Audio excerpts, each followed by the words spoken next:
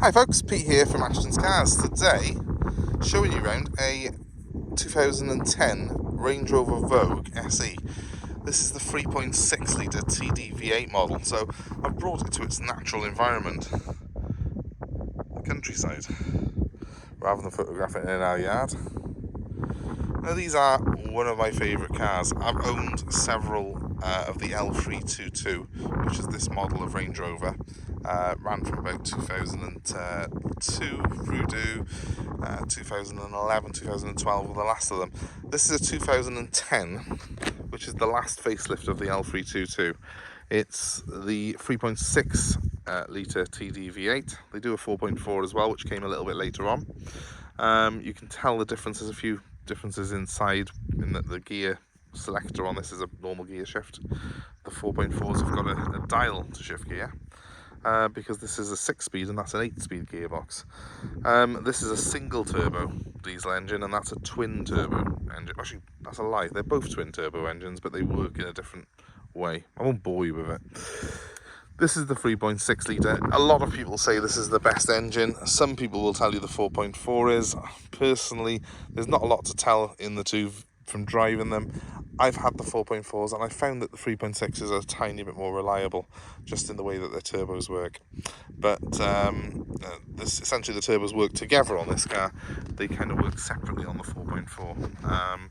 There's a smaller and a larger one on there. Like I said, I won't bore you too much with it.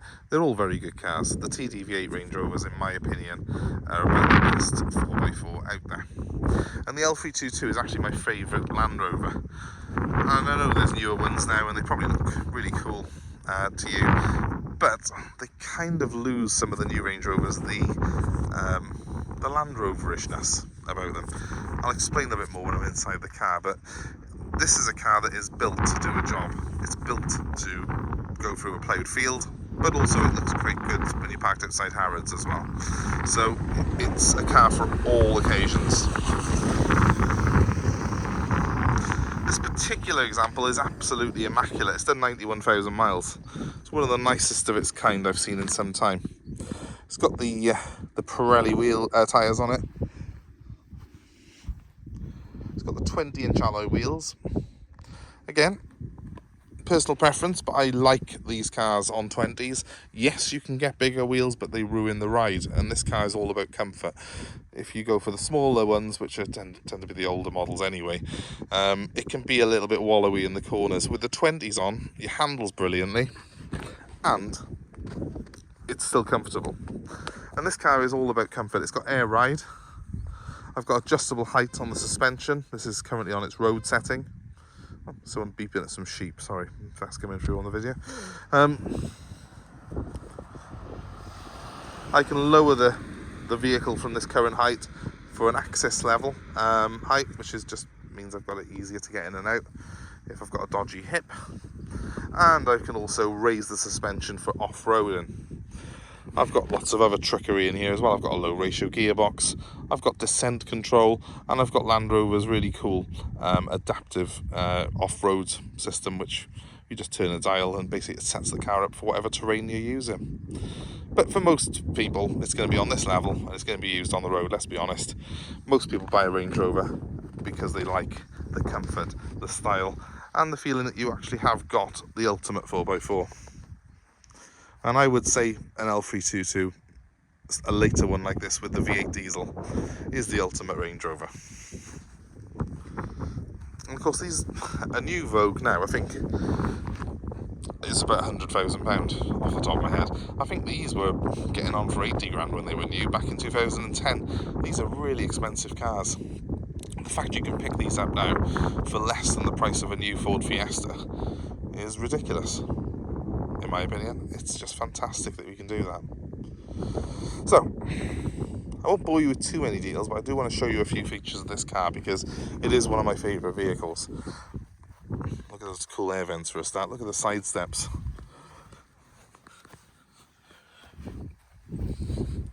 Hopefully you can see as I'm taking you around this car, it hasn't got a mark on it, this car. 91,000 miles on it, but the guy around me is an absolute car nut. He's bought several vehicles off me, and I brought this vehicle back from Essex, back here to South Wales. I'm exchange. Excuse, I am using this car, so it is actually a little bit dirty in here at the moment, but I haven't valeted it. I wanted to show you it as it is. The car's got the proper Landrover hard mat. That is absolutely invaluable in one of these because it saves the boot floor. The boot floor is immaculate. I've also strangely got an extra set of overmats in here as well. There is a set in the car as well, so it's a spare set. The parcel shelf is a work of art on these. It's just so simple. I can sit on this. It can be a picnic table, it can be a seat, so you can watch the polo. It's just a cool design. It's a classic design, and it all shuts with a mechanical sort of reassurance that it's built to last. Sod electric tailgates. Why would you want an electric tailgate when you can just close it in a second like that? It's pointless. It's just something else to go wrong. And Land Rover on the L322 kept it simple. I think the new ones now have got electric this, electric that. You don't need that. This is much better and it's more reliable. Let's have a quick look at the back of it. Now, this is a Vogue SE model, so it's slightly above the normal Vogue, slightly below what you would have as an autobiography model, but it's got everything on it that you're going to need ever. Look at the stitching on this leather. It's beautiful, isn't it? That's proper stitching as well. You got a nice simple pull down here with some cup holders in it. You've got rear temperature controls and heated seats in the back. These two outer seats are both heated. I've got a sunroof, and there's a fantastic amount of room in here, as you would expect, because it's a massive car. Moving to the front, electric memory seats. Again, the leather is absolutely beautiful. These are so comfortable as well, and I've got adjustable armrests on them. I've got a dashboard that's a work of art, stitched in leather. It's got a TV in it. It's got a really clever TV system on it where I can watch telly on the passenger side and the driver can't see it. So it's got a screen which looks different from this side. This side I just have a blank screen, and yet my passenger will have a telly on. I can hear the sound, they can see this picture as well. It keeps it legal. It means they can watch telly while I'm driving up the M5. I've got my built-in phone on here. I've got a DAB stereo. Most of all, I've just got one of the nicest cabins of any car ever. These piano black inserts are just pure quality. The leather is just perfection. Loads of cars try and imitate this vehicle, and nothing comes close to a Range Rover. I'm just going to jump inside quickly.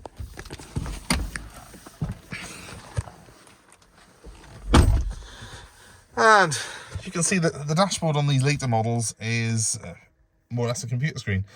On the early L322s, there would have been instruments there. And what I was telling you about with the gear selection, I've got a proper gear shifter here, which I prefer, personally. The later models have got a dial instead, like you get on a Jag XF. And that's okay too. It's an 8-speed. It depends who you talk to. Some people love them with the 8-speed box. Some people prefer the 6 because it's a bit more relaxing. It's changing gear less often. This here does the off-road settings for the car, and then I've got my height adjustment, descent control, and low ratio gearbox settings there. I'm probably never going to use any of those in day-to-day life. Car's permanent four-wheel drive anyway. I have got an electric handbrake. I've just put it on. It was in park. And nice simple controls. Now this is what I mean about an L322, and this is why I like this over a modern Range Rover. All these controls are manual. There's nothing. Yes, I've got a touchscreen. Yes, I can do my nav and my DAB through it, but for 90% of the stuff, this here is simple. And they designed this car so I could use it wearing gloves around a farm, if I had a farm. I love that simplicity. I love how easy this car is to use. The cup holders are just there. It's nice and simple. Everything in here is easy to use. Everything in here makes sense. I've got cruise control. It's adaptive, so it slows down when the car in front slows down. It keeps us a safe distance from the car in front. I've got a heated steering wheel. I've got every luxury I could possibly want. This steering column is electric. But I've also got simplicity. I've got nice chunky knobs that I can just get to and touch. I haven't got to take my eyes off the road when I want to adjust the temperature in the car. And in most modern cars, that's not the case anymore. Let's fire her up. So, foot on the brake first. You press the start button here. The car is keyless. It'll tell me my key battery is low at the moment. Obviously, I'll replace it for you. We do well. So then we try. I probably should have turned the stereo down a bit before I did this video, shouldn't I? Right, anyway, moving on. Here is my cool touchscreen. I've got audio and visual controls on here. I can put the telly on if I want to. Because I'm stopped with the handbrake on at the moment, it'll let me watch telly even. Yeah, if I can just get to it. Hang on. Get rid of that. Let's put that back on, press that. There we go. I'm not very good with tech. That's why I like the chunky knobs, much more my taste. But there we are, I can watch some tennis. Fantastic. And when I put this car into drive, right, that now, as you can see, is back to a normal screen. If I put you where my passenger would be though, hopefully you can see that you're watching the tennis again. I'll only know if that's worked properly when I edit this video, because I couldn't see what's going on then. How cool is that? Best car ever? Probably is. It's also got, as I say, amazing sound system on it. It's a Harman Kardon system in this particular car, which is an option that they give you, an upgrade stereo. I've got my rear heating controls here. I can open the tailgate with a touch of a button as well if I wish to. I have got a manual and a sport mode on the gearbox should I wish to use them. I don't. This car's just perfect as it is. It works so well, just wafting around in drive, in normal height setting. And yeah, one thing I would say if you're going to buy one of these though is do make sure these suspension settings will work. Okay, so it's very difficult to show you it working, but if I do press that button there, that's access height, and my car is now squatting down. And when I jump outside in a second, just to give you our phone number and stuff, you'll hopefully see that it's actually on a lower setting than it was previously. Let me just do that. I'm trying not to make these videos too long. I could rattle on about L322 Range Rovers all day. The fact that those pedals are so well set, I could drive it in wellies. I don't often wear wellies to drive the car, but it does matter to people who've got horses and farms, and this is the type of car that you'd buy if you had a horse. Bear with me 1 second.